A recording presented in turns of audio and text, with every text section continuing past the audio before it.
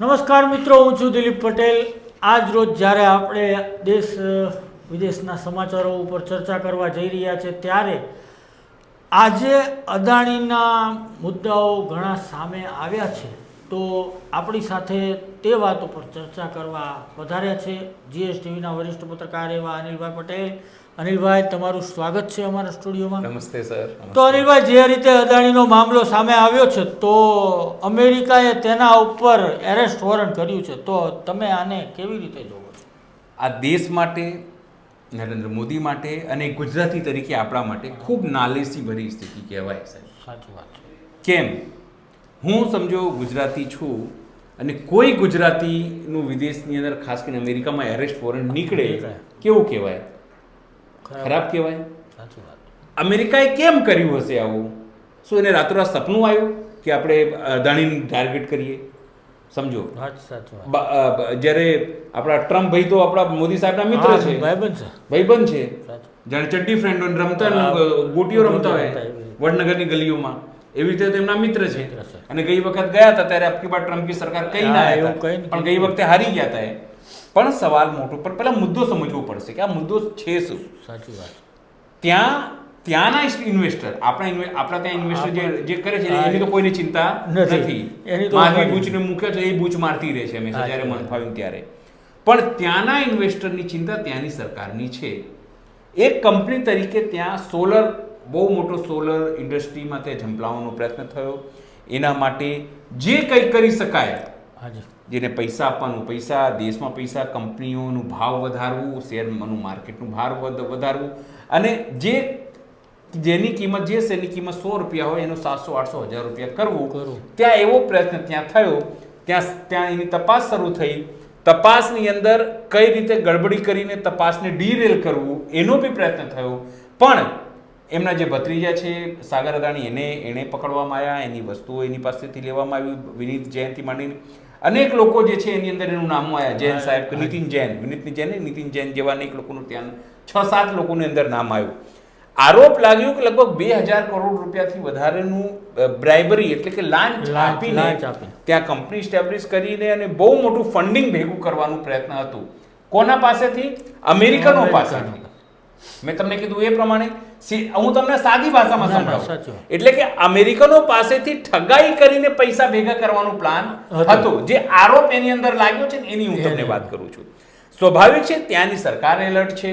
એણે તમામ વસ્તુઓ પકડીને ત્યાં એફઆઈઆર કે જે પ્રોસેસ થતી હોય જસ્ટિસ વિભાગની છે એના થઈ, અને એની અંદર એ લોકોએ નોંધ્યું છે એક ડોક્યુમેન્ટમાં. ઓરલી કંઈ નથી, આરોપ કંઈ નથી, બધું દસ્તાવેજ ઉપર છે. એટલે કે એ તપાસ એજન્સી તમામ વસ્તુ કરીને એણે પકડવાનો પ્રયત્ન કર્યો હશે, અથવા તો જે તે કન્વર્સેશન કર્યો હશે, ભાઈ તમે તમારું અહીંને જવાબ લખાઈ જાઓ, તમારે શું કેવું છે આની અંદર. પણ કોઈ જવાબ અહીંયાથી મળ્યું નહીં હોય એટલે પછી એને અરેસ્ટ વોરંટ ત્યાંથી કાઢ્યો છે. આપણે એવું બિલકુલ નથી માનતા કે એ વોરંટ સાચું હશે, કે અદાણીએ ત્યાં આવું કંઈ કર્યું હશે. હું બિલકુલ નથી માનતો. અદાણી દૂધના ધોયેલા જ છે, એ પણ ગીર ગાયના દૂધના ધોયેલા છે.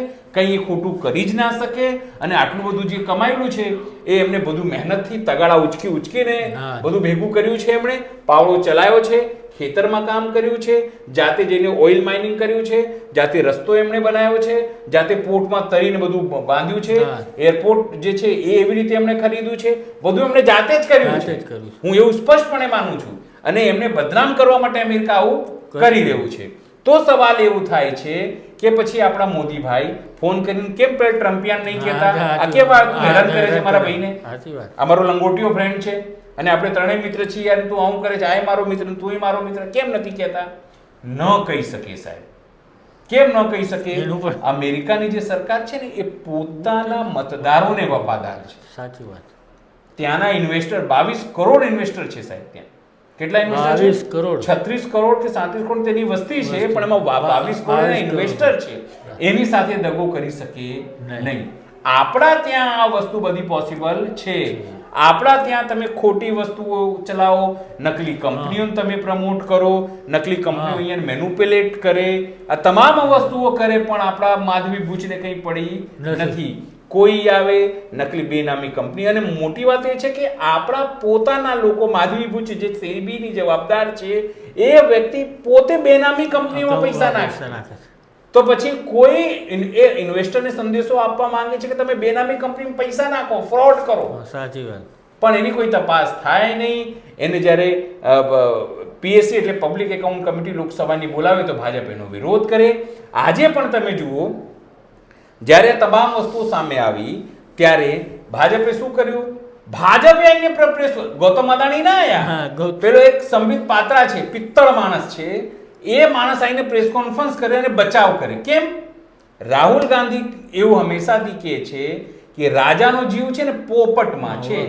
એ પોપટ જે છે ને એ હવે અદાણી છે કે અદાણીના પોપટ મોદી છે આપણને કઈ ખબર નથી, પણ એકબીજાનું કઈ તો તાલ્લુકે બંનેનું કોઈ ને કોઈ કનેક્શન તો છે. એ જ વાતનો આરોપ, એ જ વાતને સાબિત કરે છે કે સ્વાભાવિક છે માલિકને કંઈ થવું જોઈએ નહીં. માલિકને કંઈ થશે તો આપણા બધા હલવાઈશું. એટલે માલિકનો બચાવ કરવા માટે તમામ નોકરો ઉતરી આવ્યા. એનો પણ કોઈ સવાલ નથી. સવાલ એ છે કે હવે આ તમામ ઘટનાક્રમ થયું, તમામ વસ્તુ શું અદાણી ખુલીને આવીને વાત કરશે? એમની પોતાની ચેનલ પણ છે, એની પોતાની પ્રિન્ટ પણ છે, ન્યૂઝ એજન્સી પણ છે, તમામ વસ્તુઓ છે. તો કેમ એને એમને જાતે ખુલાસો ના કર્યો કે ભાઈ આ ખોટું છે, હું કંઈ નહીં કરું? અમેરિકા આપણને બરબાદ કરવા માંગે છે કે બદનામ કરવા માંગે છે. પ્રેસ નોટ ઇશ્યુ કરી એમની કંપની તરફથી કે ભાઈ અમે તો ખૂબ સારું કામ કરી રહ્યા છે, આરોપ પાયા વિહોણા છે, ના છે, તે છે, બધી વાતો કરી. તો પછી શું અમેરિકા વાળા ગાંડા છે? આપણને વિશ્વાસ નથી, ચલો મેં માની લીધું રાહુલ ગાંધી ગાંડા છે, પપ્પુ છે, એમને કઈ ખબર પડતી નથી, અમેરિકા વાળાને કઈ ખબર પડતી નથી. પણ જ્યારે સવાલો ઉભા થયા છે તો જવાબ તો મળવા જોઈએ ને. હું આંખો બંધ કરીને ભક્તો ના બની જાવ અદાણીનું કે પીએમ મોદીનું કે બીજેપીનું. સવાલ ઉભા થયા છે તો જવાબ જે કહેવાય છે ને, જવાબ તો બનતા હે ભાઈ, આપકો જવાબ દેના પડેગા. પણ તમે જવાબ નથી આપતા, તમે લવારી કરો છો, ખોટી વાતો કરો છો. તમને જંગલ મળે છે, તમને નદી મળી જાય છે, તમને ધારાવી જેવી લેન્ડ જમીન મળી જાય છે, તમે ખાણો મળી જાય છે, તમે એરપોર્ટ મળી જાય છે, તમને પોર્ટ મળી જાય છે, બંદરગાહો મળી જાય છે, બધું જ તમને કેમ મળી જાય છે? સાચી વાત. અને પછી તમે એનું મેન્યુપ્યુલેશન કરો છો, વિદેશોમાં જઈને કંપની ખોલો છો અને ખોટા રેટ બનાવો અને ત્યાં છેતરવાનો પ્રયત્ન કરો છો. અને કંપની હવે ત્યાં દેશે તમને બૂચ મારી દીધું છે. તમને બૂચ માર્યું એટલે અહીંયા અવાજ ઉઠ્યું. અને ફરી હવે સવાલ એ છે કે શું અદાણી આનો જવાબ આવીને ખોલીને આપશે કે ત્યાં જઈને તેઓ પોતાનો જવાબ આપશે? અને ત્યાં જશે તો શું એરેસ્ટ નહીં થઈ જાય? સર ત્યાં તો બહુ આ છેતરપિંડીની બહુ મોટી સજા છે. 40 વર્ષ લોકો અંદર નાખી દે તમને. અને જો જે રીતે આમ સમાચાર આવ્યા અદાણીના અને ટોટલ જે આપણા છે એ 700-800 પોઈન્ટ તૂટી ગયા. 700-800 પોઈન્ટ સમય 5-6 લાખ કરોડ રૂપિયા થાય છે. સામાન્ય લોકોના ધોવાઈ ગયા. જો આવું કંઈ થશે તો અદાણીનું કંઈ થવાનું નથી. અદાણી તો અહીંયાથી ભાગી જશે. પણ થશે કોનું? તમારા જેવા નાના માણસોનું નુકસાન. સમજો છે. એટલે આ એક મોટું સ્કેમ છે. એમાં ભારત સરકારે તપાસ આગળ આવીને તપાસ કરવી જોઈએ. બોગસ તપાસ ના કરવી જોઈએ જેમ પહેલા જેની અંદર કારણ કે તમારી પાસે પુરાવા અને તમે ક્લીન ચીટ આપી દો. એક મોટો સવાલ છે સાહેબ કે શું આ નામ એટલા માટે ખરાબ થયું કારણ કે હવે ઇન્ટરનેશનલ લેવલે એમને કોઈ બેંકો જે છે ને એ હવે ભાઈ એ ઉધાર આપશે નહીં, લોન આપશે નહીં, કારણ કે અમેરિકાએ સીધી રીતે એમને એમના વિરુદ્ધમાં અરેસ્ટ વોરંટ જાહેર કર્યો છે. હવે એમના કારણે તમે અમેરિકા તમને ખબર થોડા દિવસ પહેલા 19 કંપનીઓ ઉપર બેન કરેલું. 19 કંપનીઓ પર. કેટલા કંપની ઉપર? 19 કંપનીઓ. અને ત્યારે પણ ભારત સરકાર ચૂંચા નહોતી બોલી. અત્યારે પણ ભારત સરકાર ચૂંચા નથી. આ બીજેપી વાળા ફળ પણ ભારત સરકાર કે વિદેશ મંત્રાલય કંઈ કહેતું નથી. ન તો એસ જયશંકર જે આપણા ગુજરાતના સાંસદ છે, આપણા કોટામાંથી ગયા છે, ન તો એ બોલી રહ્યા છે, ન તો આપણા અમિતભાઈ બોલી રહ્યા છે, ન તો આપણા મોદી સાહેબ બોલી રહ્યા છે. બોલી કોણ રહ્યું છે? સંબિત પાત્રા, જે ભાજપના પોપટ છે. અનિલભાઈ, બીજો સવાલ છે કે રાહુલ ગાંધીએ શું કામ કહ્યું કે સૌથી પહેલા અદાણીની તપાસ કરી? જો આખી કેસ આવ્યો એટલે રાહુલ ગાંધીએ આજે પ્રેસ કોન્ફરન્સ કરી. બહુ સારી વાત કરી. એમણે કીધું કે ભાઈ બધાની તપાસ થવી જોઈએ. જો અમારે સ્ટેટવાળાએ કંઈક ગડબડ કરી હોય, કેમ કે ભૂતકાળમાં થોડા સમય પહેલા જ ફોટો આવ્યા હતા, રેવંત રેડ્ડી જે તેલંગાણાના સીએમ છે, ત્યાં કોંગ્રેસનું શાસન છે, રેવંત રેડ્ડીએ 100 કરોડનું ચેક લીધું ને આ બધું પછી કર્ણાટકમાંથી બી આવ્યું. અને જ્યારે અશોક ગેહલોત હતા ત્યારે પણ અદાણીએ રાજસ્થાનમાં કામ કરેલું. એવી જ રીતે છત્તીસગઢમાં એમણે કામ કરેલું, હિમાચલમાં કામ કર્યું. જ્યાં જ્યાં ભાજપનું કોંગ્રેસનું શાસન છે એટલે વિપક્ષોનું શાસન છે. ઇવન પશ્ચિમ બંગાળની તમે વાત કરો ત્યાં પણ અદાણી કામ કરી રહ્યા છે. સવાલ એ છે કે એમણે એવું કીધું કે ખાલી અદાણી નહીં, જે રાજ્યોમાં ગડબડી થઈ છે, કારણ કે ત્યાં ઉલ્લેખ થયું છે કે ભારતમાં પણ એ લોકોએ આવું કર્યું છે. સારો કોલસો બતાવીને ખરાબ કોલસો આપીને એનો પૈસા વસૂલવામાં પણ છે, તો પછી ભારતમાં કેમ કોઈ તપાસ નથી થઈ? એ સવાલ એમણે ઉપાડ્યો છે. એણે સ્પષ્ટતા સાથે કીધું છે કે કોઈ પણ સરકારો હોય ત્યાં તપાસ કરીને સજા મળવી જોઈએ, પણ શરૂઆત જે છે અદાણીથી કરવી જોઈએ. કેમ? રાહુલ ગાંધીને એ વાતની ખબર છે કે અદાણી હવે માત્ર બિઝનેસમેન નથી રહ્યા. અદાણી દેશના સુપર પીએમ થઈ ગયા છે. બિઝનેસમેન તરીકે સુપર પીએમ. એ ઈચ્છે સરકાર પાડી દે, એ ઈચ્છે સરકાર ત્યાં બીજેપીને બનાવી દે, એ ઈચ્છે ત્યાં કોન્ટ્રાક્ટ મેળવી લે, એ ઈચ્છે ત્યાં જંગલ ખરીદી લે, એ ઈચ્છે ત્યાં જમીન મેળવી લે, એ ઈચ્છે ત્યાં પોર્ટ લઈ લે, એ ઈચ્છે ત્યાં હવા મથક છે એ લઈ લે.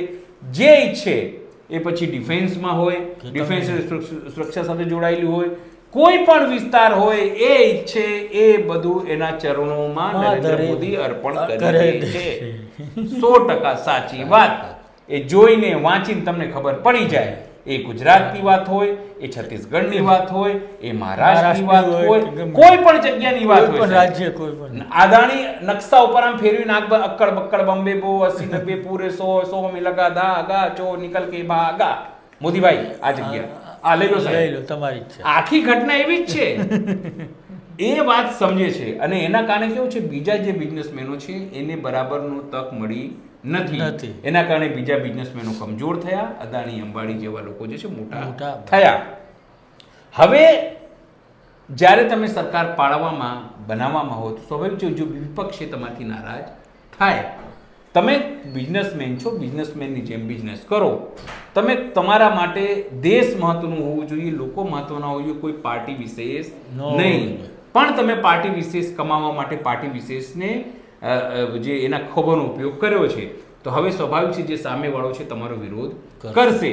અને એટલા માટે એમને કીધું છે કે કોઈ પણ તપાસ થાય પણ શરૂઆત જે છે અદાણીથી થવી જોઈએ. એ આખી વાત છે. સાચી વાત. અનિભાઈ, ત્રીજો સવાલ છે કે 25 તારીખથી સંસદ શરૂ થવાની છે, તો અદાણીનો મુદ્દો નરેન્દ્ર મોદીને ભારે પડશે? જો જ્યારે હિન્ડનબર્ગનો સૌથી પહેલો રિપોર્ટ આવ્યો હતો અદાણી માર્કેટ સાવ ડાઉન થઈ ગયું. હાજી. નરેન્દ્ર મોદી જે છે ઉપરથી નીચે મોડું દેખાવલા લાયક રહ્યા નહોતા. હોબાળો થયો, આ થયું, પેલું થયું. એની અંદર તો કહેવાય છે અદાણીના કારણે જ રાહુલ ગાંધીની સદસ્યતા જતી રહી, પણ રાહુલ ગાંધીએ સંસદની બહાર નીકળીને પણ અદાણીનો વિરોધ કરવાનું ચાલુ રાખ્યો. અત્યારે પણ કરી રહ્યા છે. હવે તમે વિચાર કરો, અત્યારે જો 2 દિવસ પહેલા આવ્યું હોત તો અદાણીનો મુદ્દો, સાહેબ આ લોકો સમગ્ર ઝારખંડ અને મહારાષ્ટ્ર હારી જવાના. નસીબ આ લોકોના સારા કે વોટિંગ થઈ ગયા પછી આ તમામ ઘટનાક્રમ તો પણ આ તમામ તો પણ નારાજગી તો છે લોકોમાં. હવે માનવામાં આવે છે કે રાહુલ ગાંધીની સાથે પ્રિયંકા ગાંધી પણ હશે. બરાબર, 2 ગાંધી સમજો. અને એક તો ત્રીજા મેનકા ગાંધી તો ખરા, ગૌરવ ગાંધી, મેનકા ગાંધી બી હારી ગયા છે. એટલે આ તમામ લોકો એટલે 2 ગાંધી તમારો સામનો કરશે. તમારી પાસે હવે અત્યારે કોઈ મહિલા નેતા નથી. તમે કંઈ બોલશો તેનો 4 જવાબ તમને મળશે. સવાલ દિલભાઈ એ છે કે આખો હંગામેદાર રહેશે. ભાજપે શું કરો, માઇનોરિટી બિલ જે વકફ બોર્ડ છે એ બિલ લાવવાનું છે. એની અંદર લેન્ડ રિફોર્મનું બિલ કદાચ લાવશે, વોટર રિફોર્મનું બિલ લાવશે, દવાઓની રિફોર્મની બિલ લાવવાની છે, ઘણી બધી વસ્તુ બિલ લાવવાની છે. વન નેશન વન ઇલેક્શનની બી પણ મળવા. એવામાં આ હંગામો, કારણ કે હવે વિપક્ષ કે 2019 જેવું નથી. હવે વિપક્ષ જે છે એ 2024 નો વિપક્ષ છે. તમને કામ નહીં કરવા દે, તમને બોલવા નહીં દે. તમે ખોટું બોલશો તો એક્સપેન્ડ કરશે. એનું ભાષણ તો બહાર આવીને તમામ વસ્તુ કરશે. ઓમ બિરલાને જવાબદારી સોંપવામાં આવશે. ઓમ બિરલાની કે પેલા ઓમ બિરલા અને રાજીવ કુમાર અગ્રવાલ બંનેની એક જેવી થઈ ગઈ. ચાણી કરી નાખી છે ઇજ્જતને. એમણે પોતે પોતાની ઇજ્જતની ચાણી કરી નાખી છે ઓમ બિરલાએ. તો લોકોએ સોશિયલ મીડિયા પર કેવી રીતે મજાક ઉડાવતા થઈ ગયા છે અને કેવી રીતે તેઓ નમીને તેઓ સલામ કરે છે મોદીને, એ બધી વ્યવસ્થા છે. પણ હંગામેદાર રહેવાની છે. એટલે કે અત્યાર સુધી જે લોકસભા લોકોને બોરિંગ લાગતી હતી ને, હવે એ લોકસભા તમને જોવાની મજા આવશે. અનિલભાઈ, છેલ્લો સવાલ છે કે મશીનની સુરક્ષા ઉપર કેમ વિપક્ષે ઉપાડ્યો સવાલ? જો સીધી રીતે કેમ કહું છું, આપણા દીપકભાઈ બાબરિયા, હાજી, દીપકભાઈ બાબરિયા છે તે હરિયાણામાં ચુનાવના મુખ્ય પ્રભારી હતા. હાજી. જ્યારે ચૂંટણી ચાલતી હતી અથવા પ્રચાર થોડા દિવસો દીપકભાઈ બાબરિયા બીમાર પણ 8 તારીખે ત્યાં ગણતરી થઈ. 8 તારીખે 7:30 વાગે એમને એક મેસેજ આવે છે. એમાં કહેવામાં આવે છે કે ભાજપને 47 થી 49 બેઠકો મળશે હજુ ગણતરી થઈ નથી, 8 વાગે આઠ વાગે ચાલુ 7:30 વાગે વાગે. ગણતરી થવાની છે. બીજેપીને આટલી, કોંગ્રેસને જે છે 37 થી 39 મળવાની છે, IND ને આટલી મળવાથી આટલા % વોટ, અને 14 અને બીજો એક મેસેજ આવે છે લગભગ 39 એમાં 14 બેઠકોનું નામ લખેલું હોય છે કે આ બેઠકો એ અહીંયા શ્યોર બીજેપી જીતવાની છે. એવો મેસેજ 7:30 થી 7:35 સુધી 3 મેસેજ એમને આવી ગયા. પણ તેઓ બીમાર હતા, તેમણે જોયું નહીં અને બીજા દિવસે 9 તારીખે તેમણે જોયું કે તો એ આટલી વાગે આવ્યું એટલે એમણે શું કર્યું, ત્યાંના જે પ્રદેશ પ્રમુખ હતા એમણે આપ્યું. એ પ્રદેશ પ્રમુખે કંઈ કર્યું નહીં, 42 દિવસ સુધી આ વસ્તુ દબાઈ રાખી અને કાલે આ વસ્તુ અચાનક બહાર આવી. સવાલ એ જ હતું કે જે આખી મશીન છે, શું એ મશીનમાં મેનિપ્યુલેશન થયું? કારણ કે એની અંદર લખેલું કે હાઈ ફ્રીક્વન્સીથી આ તમામ વસ્તુ કરવામાં આવી છે. મતલબ સાફ છે કે પહેલા કેવું હતું કે તમે સ્ટ્રોંગ રૂમની બહાર પહેરો ભરી શકતા હતા. હવે કેવું કીધું કે 100 મીટર દૂર રહેવાનું. મતલબ કેમ? શું તમે કોઈમાં ઘાલમેલ કરવા માંગો છો? એવું જ કરવા માંગતા છો? ઘણી જાતના સવાલ એ તો ઊભા થાય છે. વચ્ચે તમે કહો અમે સીસીટીવી લગાવીએ છીએ, તો સીસીટીવીમાં તો કઈ રીતે મેનિપ્યુલેશન થઈ શકે છે આપણને ખબર છે. સીસીટીવી ક્યાં બંધ ક્યાં ચાલુ, અથવા તો લૂપમાં આગળ મૂકી દો તમે તો તમને એવું જ લાગજો બરાબર ચાલુ જ છે. અનેક ફિલ્મોમાં આવું આપણે જોઈએ છીએ. તો સવાલ એ છે કે જો આવું થઈ શકતું હોય તો પછી ઇલેક્શન જે થયું એ કયા આધારે થયું? શું એ બોગસ ઇલેક્શન હતું? ખાલી તમને મને દેખાડવા માટે હતું? કારણ કે નરેન્દ્ર મોદી તો 6 દિવસ પહેલા જતા રહ્યા હતા, 2 દિવસ પહેલા આપણા જે અમિતભાઈ પણ જતા રહ્યા હતા. તો કેમ એમને વિશ્વાસ થઈ ગયો કે આપણે જીતી જવાના છે? એટલા માટે આખું સવાલ ઊભો થાય છે. તો મિત્રો, આ હતા અનિલભાઈ, જેમણે આપણને આજના મુદ્દાઓ પર વાત કરી. તો આપણી ચેનલ જોતા રહો, સબસ્ક્રાઈબ કરો અને નીચે બેલ બટન દબાવો. નમસ્કાર.